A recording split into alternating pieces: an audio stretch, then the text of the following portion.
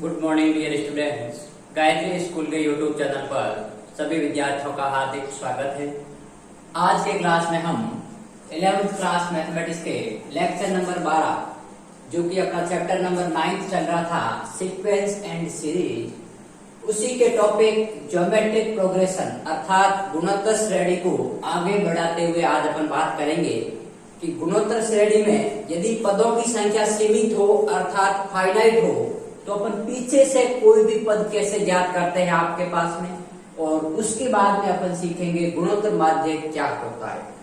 तो देखिए, अपन ने लास्ट के लेक्चर में देखा था कि गुणोत्तर श्रेणी का जो व्यापक पद होता है, जनरल टर्म होता है, वो अपन ने देखा था कि क्या होता है, एनवा पद यदि अपन बात करें तो वो होता है आपके पास में a r into n minus one, जहां पर ये फर्स्ट टर्म होता है। ये आपके पास में कॉमन रेशियो अर्थात सार्वअंतर कहलाता था।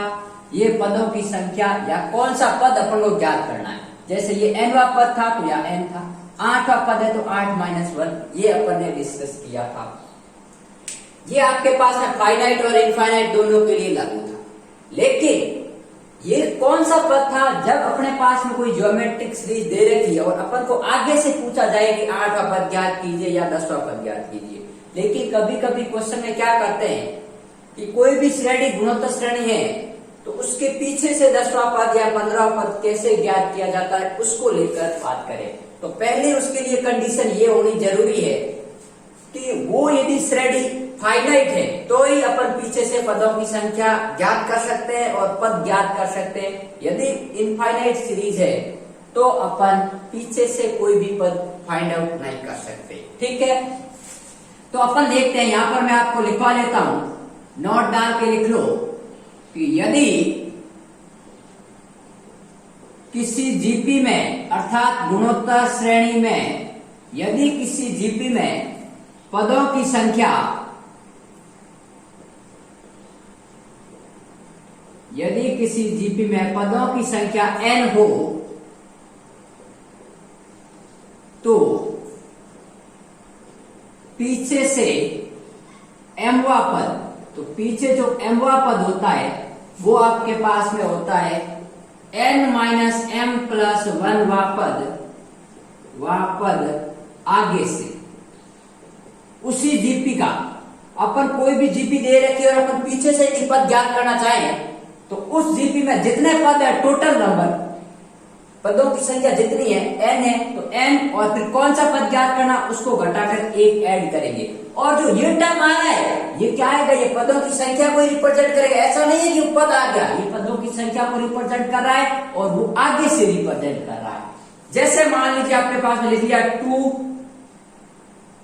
4, ठीक है, 8 और आपके पास में 60। ये आपके पास में एक जीपी है जिसका प्रथम पद आपके पास में a बराबर 2 है, सारो अनुपात r बराबर 4 में 2 का भाग्य 2, 8 में 4 का भाग्य 2 मतलब 2r। ठीक है, और मैं कह देता हूं कि इसमें आपके पास में n का मान कितना है, मान लीजिए आपके पास में 15 है। पदों की संख्या आपके पास में कितनी है, 15 है। तो पीछे से 5वां पद ज्ञात करो, पीछे से 5वां पद ज्ञात करो। ठीक है, तो अपन को क्या ज्ञात करना है कि टोटल पदों की संख्या 15 है, मतलब जो 15वां पद होगा वो लास्ट पद है और पीछे से अपन को 5वां पद ज्ञात करना है। ठीक है, तो देखिए अपन ने क्या कहा है कि पीछे से जो mवां पद होता है उसका फॉर्मूला ये होता है। तो अपन देखिए इसके सॉल्यूशन को लेके बात करें तो अपने पास में क्या आएगा, देखिए पीछे से 5वां पद निकालना है। कौन सा निकालना है, 5वां पद। तो ये क्या होगा भाई, टोटल नंबर ऑफ टर्म, क्योंकि n क्या है, कुल पदों की संख्या कितनी है 15, माइनस कौन सा पद 5वां पद प्लस 1, वह पद क्या होगा आपके पास में आगे से होगा। अब अपन को आगे से पदों की संख्या या पद ज्ञात करने का फॉर्मूला ये होता है। तो ये कौन सा फॉर्मूला हो गया भाई आपके पास में, 15 माइनस 5 कितने हो गए 10 प्लस 1 अर्थात 11वां पद क्या हो जाएगा आपके पास में 11वां पद आपके पास में हो जाएगा। और 11वां पद अपन कैसे निकालते हैं भाई, आपको पता है AR 11 माइनस 1, ठीक है। तो कितना हो जाएगा AR 10, ठीक बात। और AR 10 यदि अपन बात करें तो A कितना है आपके पास में, प्रथम पद 2 है, सार्वनुपात 2 है, इसकी पावर 10, तो ये हो गया 2 की पावर 11, ठीक है। तो ये है आपके पास में, ये अपन को पीछे से कोई भी पद निकालना है तो ये आपके पास में आएगा। अब मेरी बात सुनो, 2 की पावर 11 है, ठीक है।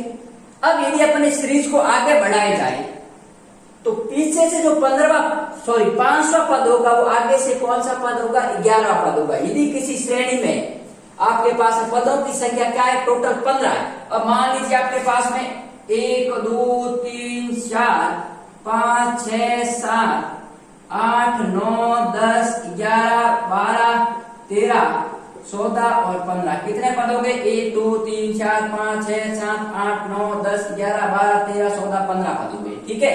अब पीछे से कौन सा पद ज्ञात करना है, 5वां, तो 1 2 3 4 और 5, तो पीछे से 5वां पद कौन सा, 11वां आ रहा है कि नहीं आ रहा है। तो यहां से देखिए अपन ने कहा कि पीछे से 5वां पद, तो 11वां पद आ गया। तो ये आपके पास में कोई भी श्रेणी, चाहे गुणोत्तर हो चाहे समांतर, यदि कोई फाइनाइट सीरीज है तो यदि आपको कुल पदों की संख्या पता है तो पीछे से अपन पद है ना निकालने के लिए आपके पास में ये फॉर्मूला यूज करते हैं। तो अपन ने देखा कि पीछे से 5वां पद कौन सा होगा, जो आगे से 11वां पद है, और आगे से 11वां पद का सूत्र अपन पहले ही निकाल चुके हैं, ठीक है, जो कि जनरल टर्म, क्योंकि आगे से nवां पद ये होता है तो आपके पास 11वां पद क्या होगा, AR 11 माइनस 1, क्योंकि n का मान कितना हो गया, 11, ठीक है।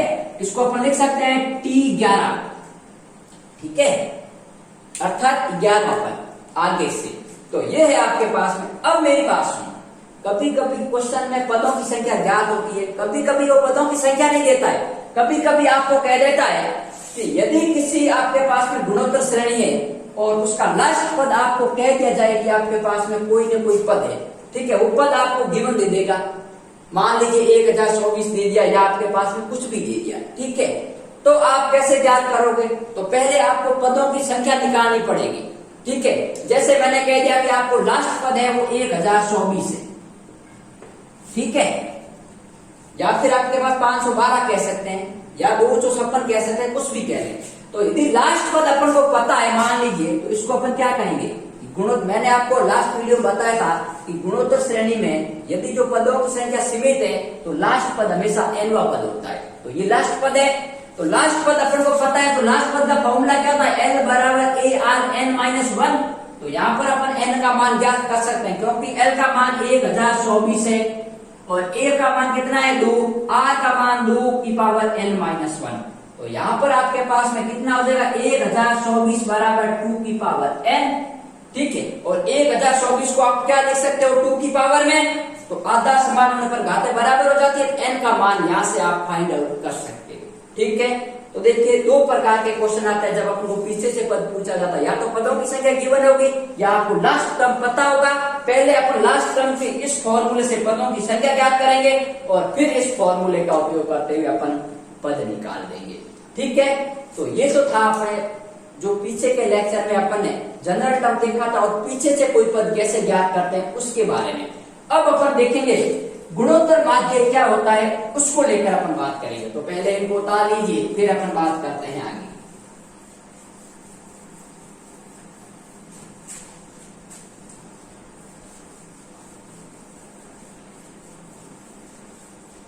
मैंने जब समांतर माध्य आपको बताया था अर्थमेटिक में, तब मैंने कहा था कि समांतर माध्य किसे कहते हैं। वही डेफिनेशन आपको गुणोत्तर माध्य के लिए अप्लाई करनी है कि यदि आपके पास में 3 या 3 से अधिक संख्या है, यदि आपके पास में 3 या 3 से अधिक संख्या है, मान लीजिए आपके पास में एक कोई संख्या a है, एक कोई संख्या b है और इसके मध्य कोई भी आपके पास में 2 संख्या है या 3 है, मतलब ये टोटल नंबर ऑफ टर्म यदि 3 या 3 से अधिक हो और वो श्रेणी यदि गुणोत्तर श्रेणी है, तो प्रथम तथा अंतिम संख्या के मध्य जितनी भी संख्या होती है वो a और b के मध्य गुणोत्तर माध्य कहलाती है, ज्योमेट्रिक मीन कहलाती है, ठीक है। मैंने अर्थमेटिक मीन में भी यही डेफिनेशन बताई थी कि यदि 3 या 3 से अधिक संख्याएं गुणोत्तर श्रेणी में हो तो प्रथम तथा अंतिम संख्या के बीच में जितनी भी संख्या होती है वो a तथा b के मध्य गुणोत्तर माध्य कहलाती है। ठीक है, तो अब देखिए किन्हीं दो संख्या के मध्य एक गुणोत्तर माध्य भी हो सकता है और किन्हीं दो संख्या के मध्य n गुणोत्तर माध्य भी हो सकता है। मैंने समांतर श्रेणी में भी दोनों का फॉर्मूला डिराइव कराया था और यहाँ पर भी अपन बात करेंगे कि दो संख्याओं के मध्य एक गुणोत्तर माध्य होने पर फॉर्मूला क्या होगा और n गुणोत्तर माध्य होने पर फॉर्मूला क्या होगा। तो देखिए मैं बताता हूं आपको पहला कंसेप्ट। दो संख्याओं a व b के मध्य एक गुणोत्तर माध्य ज्ञात करना। एक गुणोत्तर माध्य ज्ञात करना। मैंने क्या कहा है, दो संख्याओं के मध्य, ठीक है, क्या है, मान लीजिए एक संख्या a है, ठीक है, और उसके एक संख्या b है, उसके मध्य कितना गुणोत्तर माध्य एक है। मान लीजिए वो आपके पास में क्या है, g है। ठीक है, इस प्रकार मान लीजिए आपके पास में लेफ्ट a और b दो संख्या, उसके मध्य एक गुणोत्तर माध्य है g, अर्थात यदि ये आपके पास में श्रेणी है वो gp है, तो उस केस में जो g है वो a और b का क्या कहलाएगा, गुणोत्तर माध्य कहलाएगा। अब मेरी बात सुनिए, गुणोत्तर माध्य तो कहला लिया, आपने डेफिनेशन से कह दिया कि यदि ये सीक्वेंस ज्योमेट्रिक सीक्वेंस है तो g है वो a और b का गुणोत्तर माध्य कहलाता है। अब इसकी वैल्यू कैसे निकालें, तो वैल्यू निकालने के लिए अपन गुणोत्तर श्रेणी की डेफिनेशन यूज करते हैं। मैंने क्या कहा था कि प्रत्येक पद का उसके पूर्व पद से जो अनुपात होता है वो हमेशा एक फिक्स क्वांटिटी होती है, एक निश्चित राशि होती है। अर्थात मैं कह सकता हूं परिभाषा से क्या कह सकते हैं भाई अपन कि आपके पास में जो g अपॉन a का मान आएगा वही आपके पास में किसका मान आएगा, b अपॉन g का। कि प्रत्येक क्वांटिटी का उसके पूर्व क्वांटिटी से जो अनुपात होता है वो निश्चित राशि होती है और उस निश्चित राशि को अपन क्या कहते हैं, सारक अनुपात। तो यदि मैं इसको सॉल्व करने जाऊं तो इसका क्रॉस मल्टीप्लाई करूं तो क्या होगा, जी स्क्वायर बराबर ए बी, और यदि अपन g का मान निकालना जाए तो plus minus square root of a b. ठीक है, तो ये होता है आपके पास में इन्हीं दो संख्या a और b के मध्य एक गुणोत्तर माध्य। ठीक है, अब ऐसा भी हो सकता है कि किन्हीं दो संख्याओं के मध्य n गुणोत्तर माध्य हो, 5 हो, 10 हो, 15 हो, तो उनको अपन कैसे ज्ञात करेंगे। पहले उनका मैं फॉर्मूला डिराइव करता हूं और फिर बाद में इसके ऊपर अपन न्यूमेरिकल क्वेश्चन लेंगे और ये भी बताऊंगा कि यहाँ पर प्लस या माइनस दोनों आ सकते हैं, या अपन को प्लस लेना है या माइनस लेना है। ठीक है, तो ये तो हुआ दो संख्याओं के मध्य एक गुणोत्तर माध्य। अब मैं सेकंड टॉपिक बताता हूं कि दो संख्याओं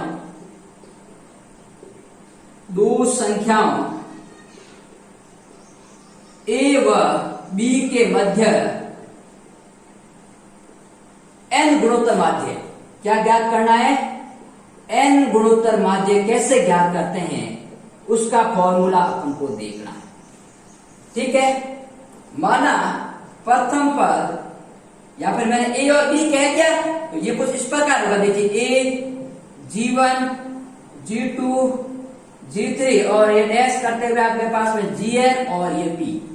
अब a और b के मध्य n गुणोत्तर माध्य है, तो मुझे ये बताओ ये क्या हो गया आपके पास में, प्रथम पद हुआ कि नहीं हुआ, और ये क्या हो गया आपके पास में अंतिम पद हुआ कि नहीं हुआ, जिसको अपन कहते हैं l।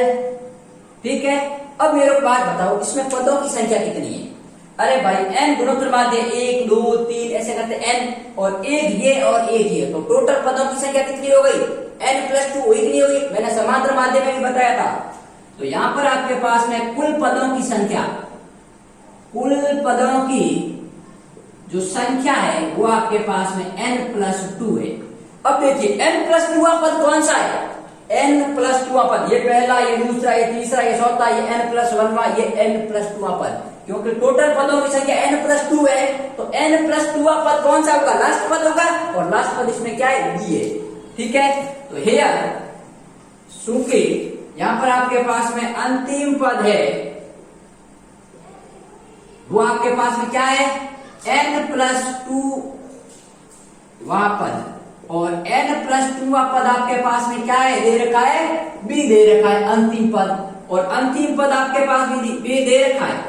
और n+2 पद क्या होता है, ARn+2 -1, ठीक बात, जहां पर a आपके पास प्रथम पद है और r सार्वनुपात है। मान लीजिए यहां मैं लिख लेता हूं प्रथम पद और यहां पर लिख लेता हूं जो सार्व अनुपात है वो आपके पास में अपन ने r मान लिया, ठीक है। तो ये हो गया अंतिम पद का सूत्र। अभी अपन ने देखा था कि क्या होता है, n बराबर ARn-1। यहाँ n क्या है, पदों की संख्या, और इसमें पदों की संख्या कितनी है, n+2, और n+2 पद कौन सा है, ये है, यही आपके पास में क्या है, अंतिम पद है, n+2 पद है, ठीक है। तो अब देखिए, तो ये हो गया आपके पास में, a को मैं इसके नीचे लेके आऊं तो b/a बराबर r⁻n+1। अब मुझे मान किसका निकालना है, गुणोत्तर माध्य निकालना, G1 G2 G3, ठीक है। तो मैं यहां से यदि r का मान निकालने जाऊं तो r का मान क्या होगा भाई, b/a⁻1/n+1, ये आपके पास में आ गया r का मान। अब मेरी बात सुनो, अपने पास में r का मान है और प्रथम पद है, तो मैं आपके पास में जनरल टर्म के सूत्र से ये कौन सा पद होगा भाई, क्योंकि ये ध्यान रखना कि गुणोत्तर माध्य तभी निकलेगा जब ये गुणोत्तर श्रेणी में होगा। तो यदि ये गुणोत्तर श्रेणी है तो ये प्रथम पद कहलाता है, ये द्वितीय पद, ये तृतीय पद, ये चतुर्थ पद, ये n+1 पद, ये n+2 पद। तो मुझे अब जीवन निकालना है। तो हे यार, जीवन क्या है भाई आपके पास में, जीवन है आपके पास में द्वितीय पद, क्या है, द्वितीय पद, और द्वितीय पद को अपन क्या कहते हैं, T2 कहते हैं। अरे भाई ये T1 ये T2, और T2 का मान क्या होता है, AR2-1 बराबर AR, और A क्या है, A की जगह A है, और R क्या है, b/a⁻1/n+1। तो ये हो गया a × b/a⁻1/n+1, ठीक है। अब G2 क्या होगा भाई, G2 बराबर है तृतीय पद, पहला दूसरा तीसरा, तो ये क्या होगा आपके पास में, AR3-1 बराबर AR2। तो इसको मैं कह सकता हूं a × r का मान ये रखता हूं, तो ये होगा b/a⁻2/n+1, क्योंकि भाई r की पावर ये है, इसका स्क्वायर करोगे तो ऊपर आ जाएगा। इसी प्रकार 3 निकालेंगे अपन, तो 3 होगा आपके पास में कौन सा पद, चौथा पद, पहला दूसरा तीसरा और चौथा, और ये होता है आपके पास में AR3। तो ये हो गया a × b/a⁻3/n+1। और इस प्रकार आपके पास में यदि अपन देखे जाएं तो जो Gn है वो आपके पास में कौन सा पद है, n+1 पद, तो ये हो जाएगा आपके पास में T(n+1) अर्थात AR⁻n। तो a × b/n/n+1। अब आप कहोगे कि सर यहाँ n है, ये n+1 क्यों है, क्योंकि भाई इसका प्रथम पद ये है, ये दूसरा है, ये तीसरा है, तो ये कौन सा होगा, ये n+1 पद है, और n+1 पद का फॉर्मूला होता है AR⁻n+1-1 अर्थात AR⁻n, ठीक है।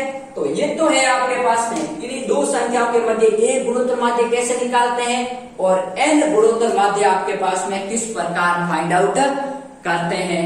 अब मेरी बात सुनिए, ये तो अपन ने फाइंड आउट कर लिया, अब अपन को क्या चेक करना है कि न्यूमेरिकल क्वेश्चन कैसे पूछे जाते हैं, उनको लेकर मैं बात करूंगा। मैं आज आपको सिर्फ इसके ऊपर न्यूमेरिकल क्वेश्चन एक छोटा सा बता देता हूं, फिर अपन नेक्स्ट क्लास में बात करेंगे कि आपके पास में जब n गुणोत्तर माध्य आते हैं तो वो किस प्रकार के क्वेश्चन डेवलप करता है, ठीक है। तो पहले इनका स्क्रीनशॉट ले लीजिए, फिर अपन इसके ऊपर एक क्वेश्चन सॉल्व करते हैं। तो देखिए यहां से अपन थोड़ा सा इसको साफ कर लेता हूं पहले। तो देखिए आपके पास में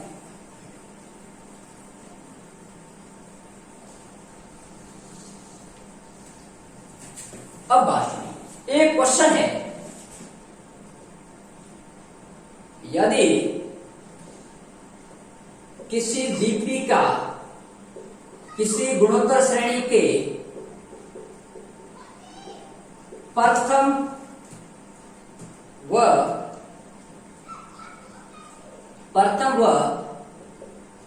अंतिम पद, यहां पर आप ऐसा करो कि यदि किसी गुणोत्तर श्रेणी के पद आपके पास में 3 और आपके पास में 27 हो, तो 3 व 27 के मध्य एक गुणोत्तर माध्य ज्ञात कीजिए। ठीक है, 3 व 27 के मध्य एक गुणोत्तर माध्य ज्ञात कीजिए।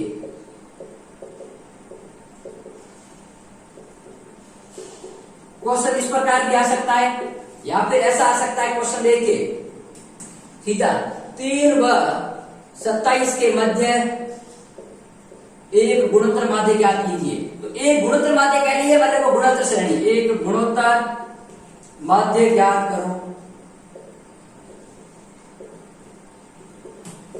ठीक है, तो अब देखिए मेरी बात सुनिए। अब 3 व 27 के मध्य एक गुणोत्तर माध्य ज्ञात करना, मतलब ये प्रथम पद है और ये कौन सा पद है आपके पास में, तीसरा पद है। ठीक है, और यहां पर आपके पास में, तो अब क्या सीक्वेंस क्या मान सकते हैं अपन, देखिए 3 है और ये जी हो गया और ये हो गया 27।